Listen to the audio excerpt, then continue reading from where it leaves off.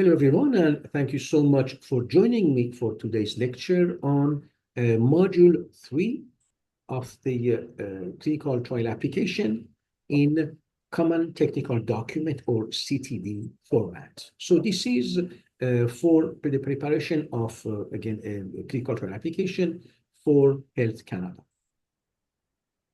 Now, let's talk about the structure of Module 3 in Common Technical Document format. So here, what you can see is, again, the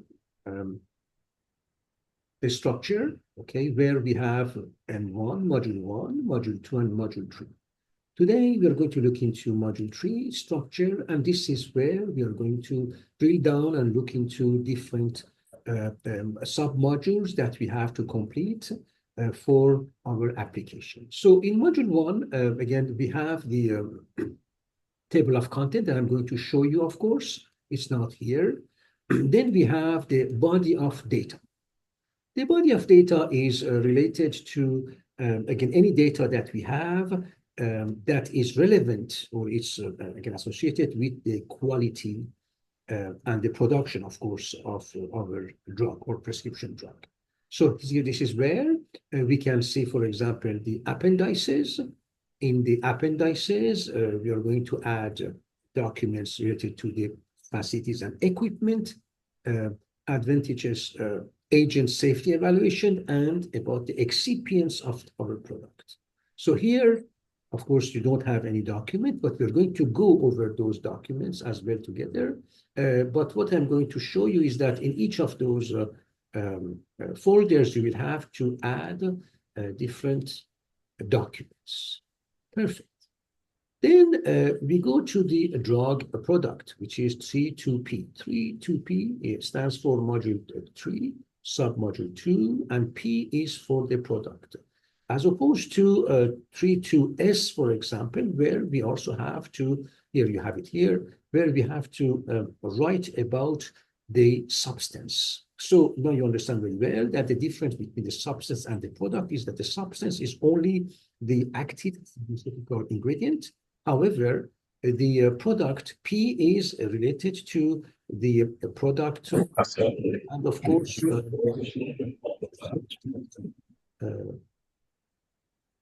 okay, perfect. Sorry for this interruption. So what we do now is that we are going to look into the product. The product has the active pharmaceutical ingredient as well as the excipients that we have. So then after this, of course, we have to add, for example, the regional information where we have, again, documents with production documentations, or if these are, again, if these are medical devices, if these are about the lot release documentation, or of course, other types of documents that we're going to see in the next, I would say, few minutes when we are going to cover a few templates for Module 3. So now for the drug substance as well, we do have different sub-modules. Again, as I already mentioned, we have the substance. So Module 3, Sub-Module 2, the sub-module S for substance, and again, the 3 sub-modules, or 4 here, I would say. Then 1 is about the general information. Now, in each and every of these sub-modules, we are going to add the document. So overall, in order to complete Module 3, in the CTD format, we will need to prepare those documents in advance. And then when we are going to work on an eCTD builder, which can be, and again, done in-house, or it can be purchased from several different companies with several different interfaces, we will see at the end of the day something very similar, not identical to what we see in this, again, image, which is like in Internet Explorer, where users, they can just prepare their documents on their desktop or on any folder, and then they drag and drop those documents into those, again, folders or modules. Now I'm going to go back into, again, Module 3. So we also have, again, another module and submodule, which is literature reference. So here we are going to add the literature reference. So that was, in a nutshell, the structure for module 3.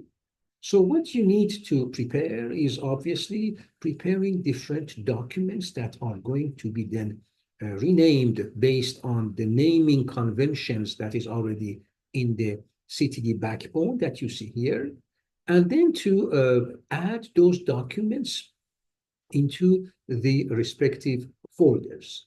So now that we went over the respective folders and the structure of the common technical document in CTD format, we are going to look into what are the examples of documents that we have in order to prepare documents. Let me just go over here. It's much easier to go perfect. Exactly. So now I'm going to just open the CTA in CTD submission. These are examples of selected files to prepare for, again, different assignments.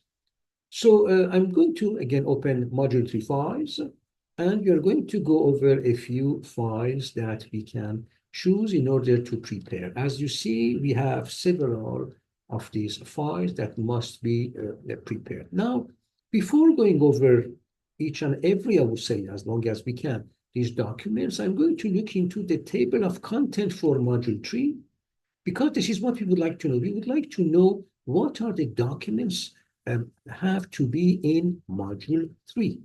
So here, for example, as you see, in Module 3.1, we are Module 3 submodule 1, I would say, we have to add the table of contents.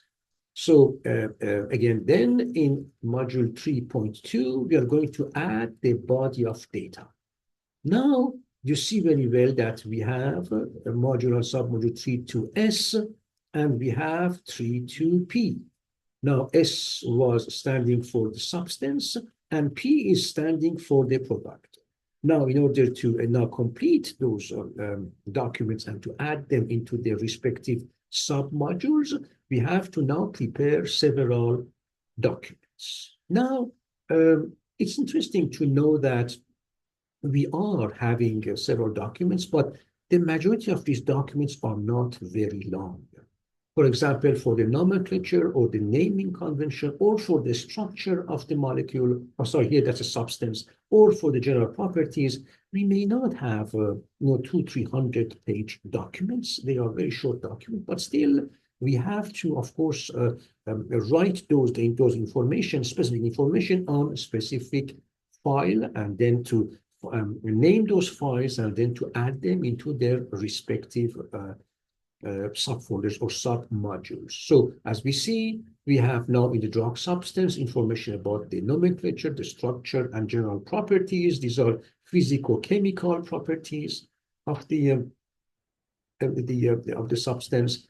Then we give information about the manufacturers, the description of the manufacturing process and processes, and then control of the materials, control of critical steps and intermediates, process validation and or evaluation, manufacturing process development.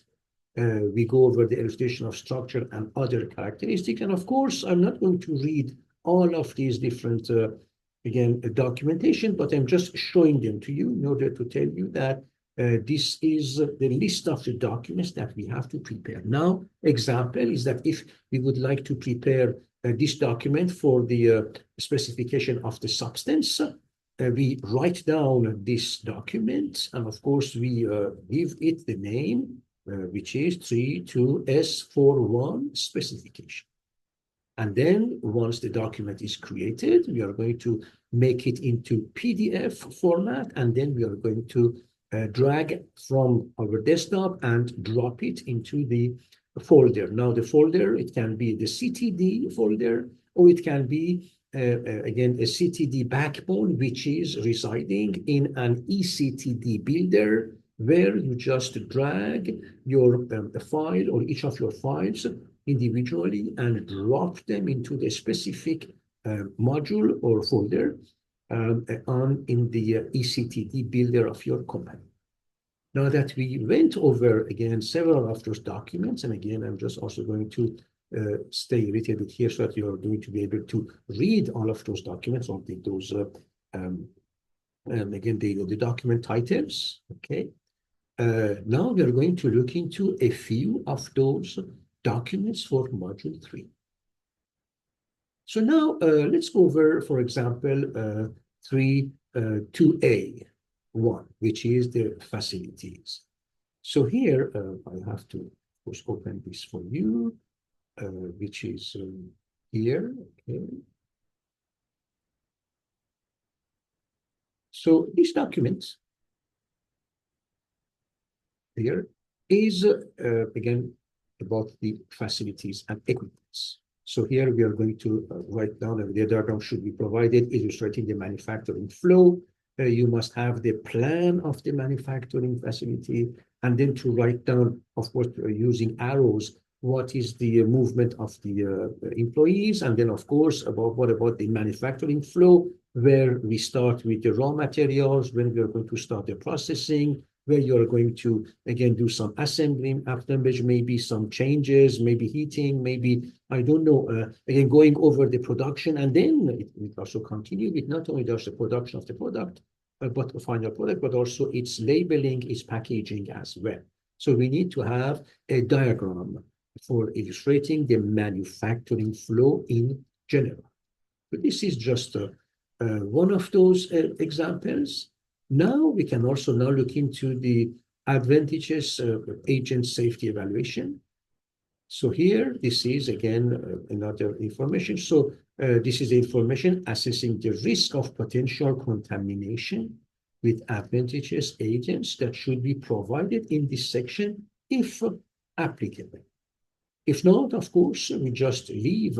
Again, we don't make that document, and we don't remove any empty folder or module in our CTD backbone. If you don't have any document in any module or submodule, we don't delete it. We just leave that module blank or empty. Okay, so it's just another example of, again, the document that we can see. We can also have the document 32A3, which is novel excipients, where, again, you know, we don't have anything, but if we have anything, it's going to be added here. Then let me look into the description. Oh, maybe I should also tell you something that I forgot. No, not here. It's okay. I will go back and show you the continuation. Okay, so here is a description and composition of the drug product.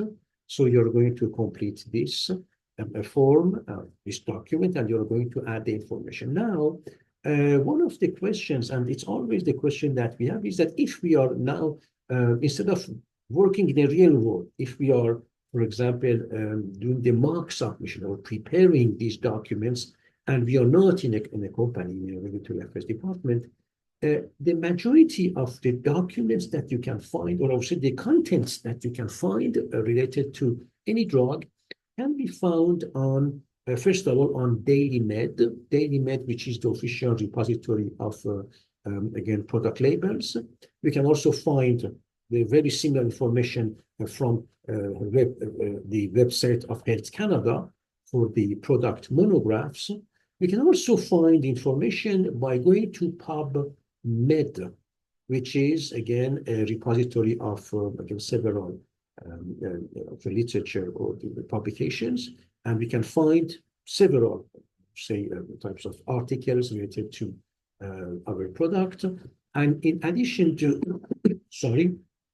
addition to the chemicals. For this, we have PubChem.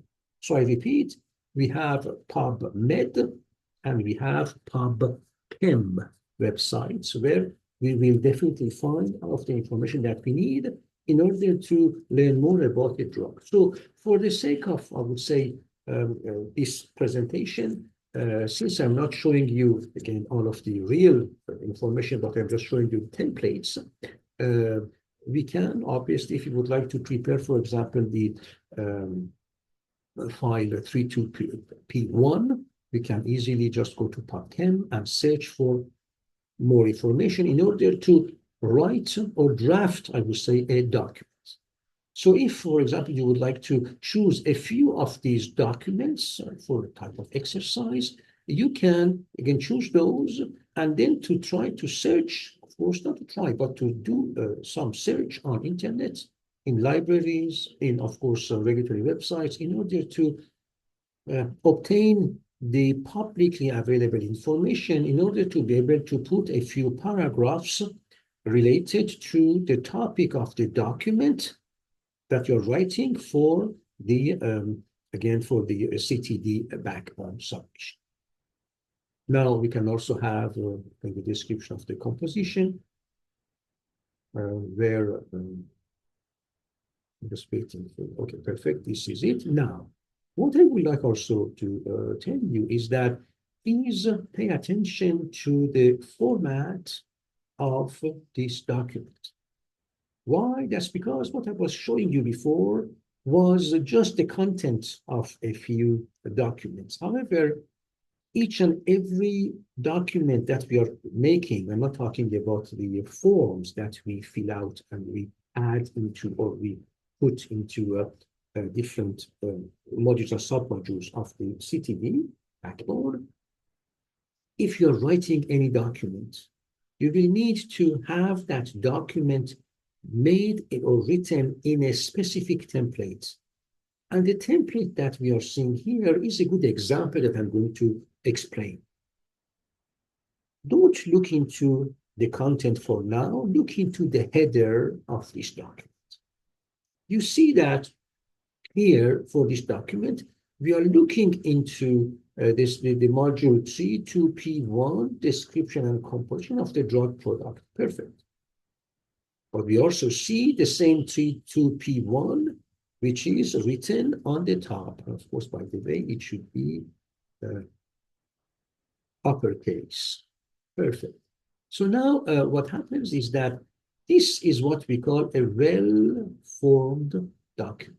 It means that any regulatory submission, of course, or documents that you're writing and you're going to add in your CTD backbone must be well-formed, meaning that it must have a header and a footer. Now, for the footer, if you just have one page, don't write page 1 on 1 or out of 1. But if we start to have 2 or 3 pages, we start to, of course, add a page 1 of 5, 1 of 200, page 2 of 200. So we have to put the pagination in the footer area. In the header area, we must have, again, the exact number of the submodule followed by the name of the submodule. On the same header, on the left side, we need to put minimum the proprietary name, or I would say the generic name of the drug. Okay, sometimes we have the brand name, sometimes we don't. If not, we don't put the brand name, we just put the generic name, and this is sufficient. Now, you may see, and you will see in different companies that their standard operating procedure for preparing the well-formed documents may differ slightly. In this case, here, for example, of course, it can be new drug submission, an abbreviated new drug submission, a supplementary new drug submission, or again, a CTA or clinical trial application. So here, we may add it or we may not. It's okay, but we can always add it as well. We can also add, or we have to add at least the generic name of the product. And again, it's not mandatory, but you can also add the name of the pharmaceutical company. But don't forget that you need to ultimately having a well-formed document where in the header section, we are going to see not only the name, the generic name of the drug on the left side, but also the number and the title of the submodule in CTD backbone that we are going to add these documents. So here we're just looking to, again, the document on 3.2P1. Now, the content, of course, of this document, it's coming from publicly available information. So, for example, one of the interesting files that we may consider to prepare would be, again, for module 3, would be this document, which is C2P1, description and composition of the drug product. I just say it's okay. Now, let's go over components of the drug product. So here, as you see, of course, here it's not a well-formed document because it should be on the header, and this mention should be on the right side, and on the left side of the header, we should have the name of the product. Now let's go over the components of the drug, manufacturing process of the development. So here we're going to see that this is, again, the information related to the commercial manufacturing process that we describe in the section 32P33. We can also have information on the container closure. So you can always, again, don't forget what I'm showing you here is just a section. You need to prepare well-formed documents with headers for all of those documents, unless this is just a form that you are completing.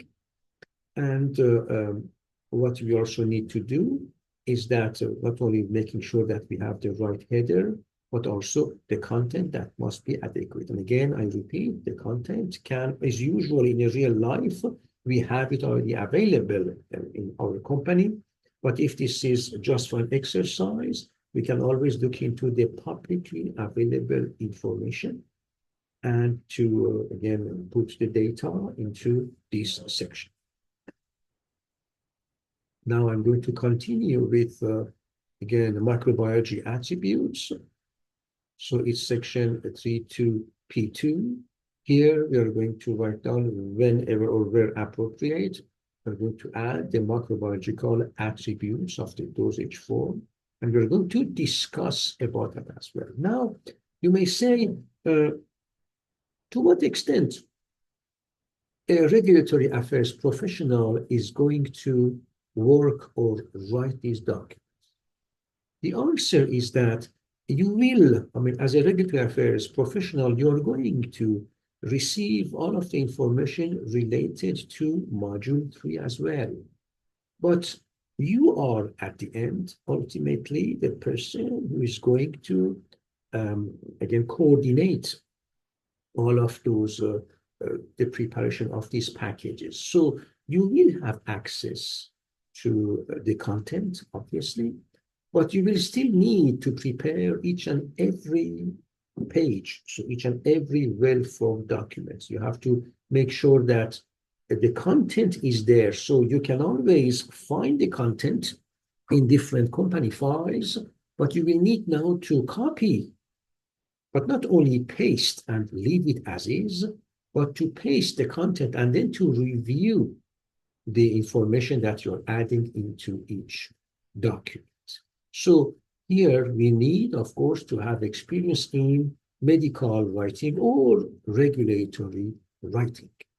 And this is where, again, that's why we will hire you. It's because of your ability to read, understand, interpret, and apply the rules and regulations, and of course, staying in compliance with the rules and regulations.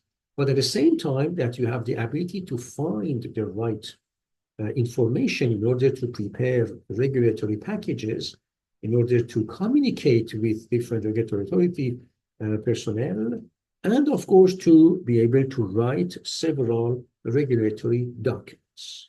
So when you're going to write these documents, even if you just put 2 or 3 paragraphs, because you may not have all of the information publicly available, this is still, it's showing, of course, your ability to be able, of course, to write these documents. Now let's go over the compatibility with documents. So here we're talking about the compatibility of the drug product with reconstitution diluents or dosage the devices like precipitation of drug substance in solution, absorption on injection vessels, stability, extractables, etc.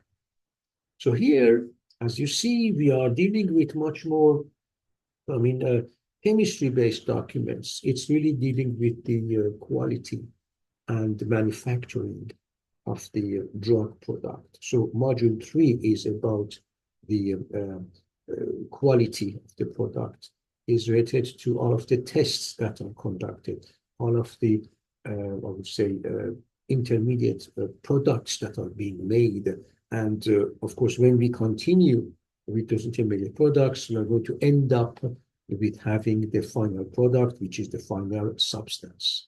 So we are going to write information related to the production and testing and stability and physicochemical properties of the substance. And obviously, in another module, again, which are the products modules, we're going to look into the product, which is the excipient, in addition to the substance.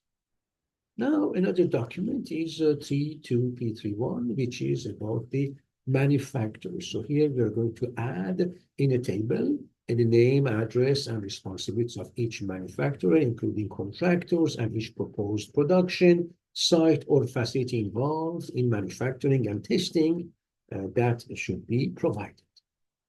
So here again, an example of the manufacturer is, for example, here, again, you see on the top, you see the well-formed documents. So we have at least the generic name, which is here, of the product. And then on the right side, we have the number and the title of the sub-module in which we are going to save this document. And of course, here we have 32P31, the manufacturer, and here we just write down. Of course, this is not, they don't exist, but this information is just for, again, the sake of this presentation that has been presented. So now let's go over the batch formula. What is that exactly? Here, we are looking into the batch formula because we are dealing with module 3, and this is related to the manufacturing. So in the document 32P3, we are going to provide, again, a list of all of the components of the dosage form to be used in the manufacturing process. So their amounts on a per batch basis, including overages and the reference to their quality standards. So here, for one batch, each batch of that drug, we're going to write down what are these components. Here we are in 32P. 32, it means it's module 3, submodule 2. Then we talk about the product. So in the product, we have the substance in addition to one or several excipients. Now, when we talk about the excipients, we are now going to write in this core table the quality standard for different components, and then the amount, of course, here in kilogram. Don't forget that's because we are making a product, and this is for a batch. This is not just for a vial or just a container. Each batch is having so many kilograms that are going to be, of course, processed, and that's how we are going to prepare our drug. So this is the information related to the batch formula. Now we are going to look into a description of manufacturing process and eventual progress. So again, there's a flow diagram. Then we have the controls of critical steps and intermediates.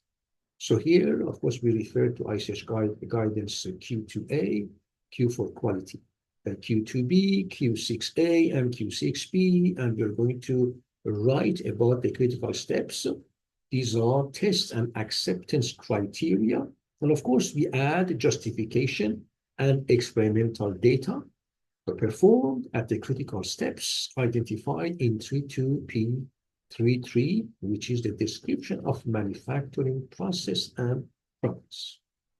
And then once we are done with this document again, make sure that it is a well-formed document Once approved, I will say within the group, we are going now to save it in PDF, and then this document is going to find itself in the submodule 32P34.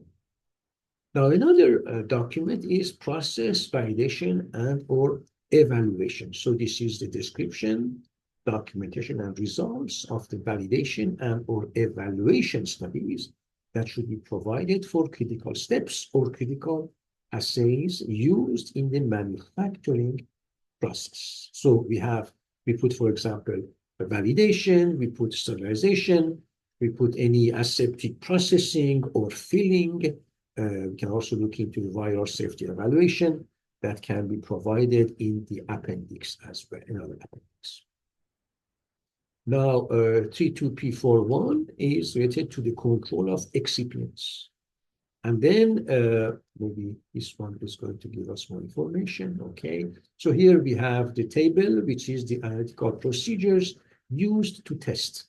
So as you see, not only in module 3, we are going to characterize the substance and then the product. We also provide, again, the regulatory authority with enough tests, so enough evidences that tests have been performed in order to make sure that the product that we are talking about has been made based on a protocol. There is a batch file. This is well documented that the molecule that we're making is the one, of course, that we are again testing, and based on the test, the molecule that we are talking about is the one that, in fact, is the one that we are looking into, again, adding into the market. Now, we also have the control of excipients. Again, here, this is a list of validation reports for analytical methods used to release the product. We also have the control of excipients with the justification of specifications, where we add, of course, again, specification as per the references for ICH Q3C and Q6B. Then we have the control of excipients for excipients of human or animal origin. So if it does apply, we're going to add the information into this document. We also have the control of excipients for novel again, excipients. And then for submodule 32P51, we have the specifications of the product. So here we are going to add information related to the quality control specifications. We also have analytical procedures. So this is module 32P52, where we're going to add the analytical procedures used to test the drug or the product that we are going to, again, put on the market in a table. Now, we also have validation of analytical procedures, okay, where again here, we are going to add the validation reports for analytical methods. So you see that we are really adding many documents. All of those documents are related to the, not only to the manufacturing, but also to testing our again, product or drug. Then we have the batch analyzers, where this is a description of batches and results of batch analyzers. And here we have a discussion about the changes that should be described, as well as detailed information on analytical procedures that are not, of course, included in the section 32P52. So here we have a table of the batch analysis for drug product. Usually, again, this type of information, you dispose to, we have those documents. They are all being sent to you, to the Regulatory Affairs Department, and you can always, of course, access them online in order for allowing you to complete these type of documentation for those batches. Then you have the characterization of the impurities, and again here we're going to add not only the information but also the tables, and we're going also to write down about the, you discuss about the potential degradation of the products and interaction products. That's because we always, all products, they have an expiry date, but what happens is that the expiry date is not exactly at the expiry date that the product is going to be degraded. we may see the degradation of the substance or excipients over time. They may start at different times as well. And then we don't know still, I mean, we need to know what is the product of the degradation. So the active substance, for example, it's going to be, when it's degraded, it becomes what exactly? And then what are the interactions in between the degraded molecule with the non-degraded molecule when we are talking about the product? So these are the studies that are being done, of course, all the time. And we are going to also write the results of the studies in this page. Then we have the justification of specifications. So here, these are justifications for the proposed drug. Product specification should be provided. The basis should be from compendial standards. Compendial is the monograph. In Canada, we have the product monograph. In European countries, we talk about the summary of product characteristics. In the USA, we talk about the product label. They're all similar but not identical documents related to, again, the efficacy, safety, and quality profile of our drug product. So here, when we talk about compendial, we're talking about products that have, in Canada, a product monograph, or in the US, they are compendial, so they do have a product label. So here, in this document, we need to provide, again,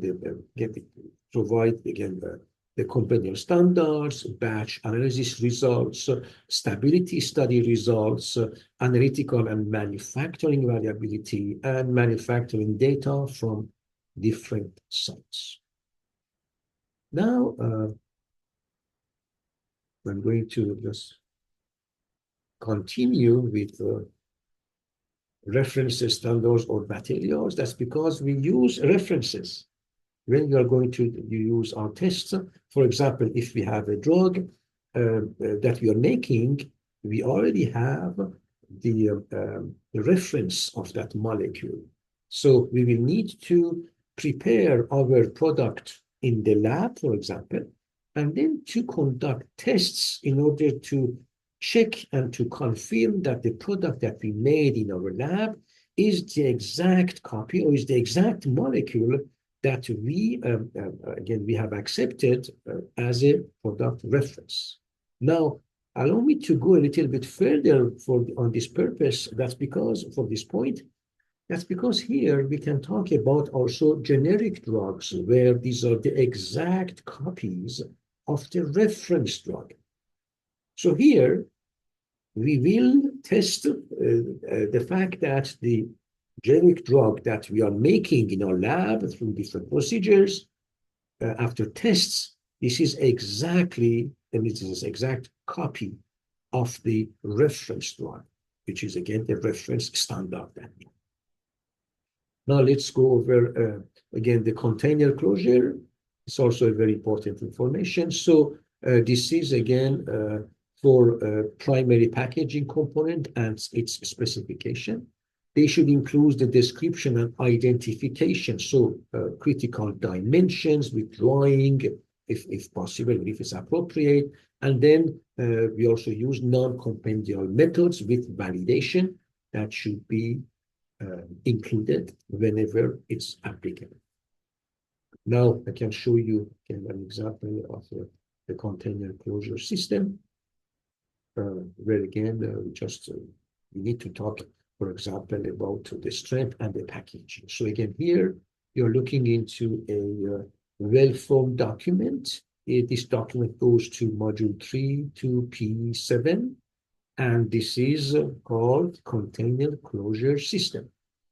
Now, what we add here is the strength and the packaging. For example, this product is for buccal use. This means that the product is to be sprayed into the mouth, under the tongue, or on the inside of the cheek.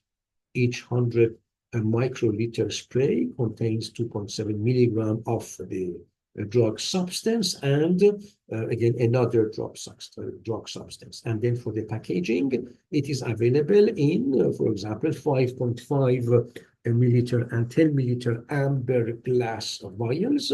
Now the 5.5 milliliter vial contains up to 48 metered sprays. The 10 milliliter is up to 90 metered sprays. So now you see, again, this is an example of a well-formed document where we are talking about a container closure system in submodule 3.2p7. And we can also now see that we have, again, the well-formed document. And the well-formed document here is, again, composed of having a header, where on the right side of the header, we have the name and the title, or the, I would say the name and not the title, but the number of the submodule. And on the left side, we should have at minimum the generic name of the drug. Perfect. Now, of course, we have a stability summary and conclusions. Again, here is another document that we're going to add. Now I continue with these documents. We have a post-approval stability protocol and stability commitments. So again, here, this is, it should include any uncompleted registration batch stability studies, ongoing marketed product stability commitments, etc. And of course, this list doesn't end.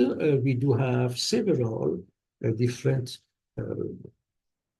I would say documents that we have to prepare in order to complete the module number 3. So again, in a nutshell, today we looked into the structure of module 3 in the CTD backbone. We know that the module 3 has mainly, again, it's related to the substance and to the product itself.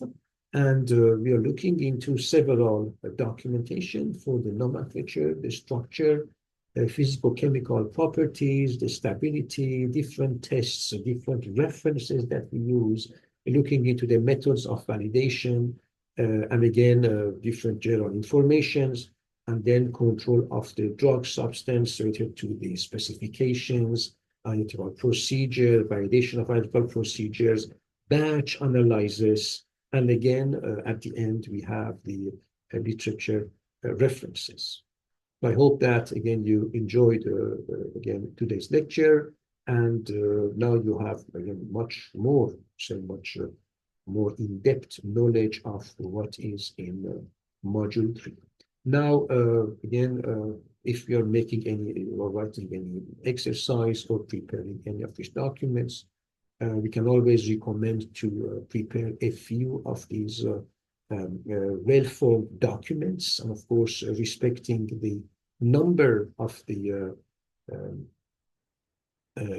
submodule as well as the name. So there's always a naming convention to follow, to respect, in addition to adding the content related to the title of each of these documents, where the information is, I mean, of course, if that's an exercise, the information should come from the public domain. So any information that is available to the public. And now the information can come from the PubChem library, from the PubMed library. It can come from the product monograph database on healthcare website. It can come from the product label database, which is called DailyMed in the USA, or it can come from, again, any valid source of information, so that we'll be able, of course, if we are doing again a mock submission, for example, or a training, we can always choose a few of these documents and then to search the information and then to make a well-formed document, and of course add those, convert them into PDF, and then to add those documents into their related and relevant submodules in module 3 of the CTD back. So thank you so very much again for your attendance, and I hope that you enjoyed today's lecture and, of course, presentation. Now I'm going to respond to your questions, and thank you so much. Thank you.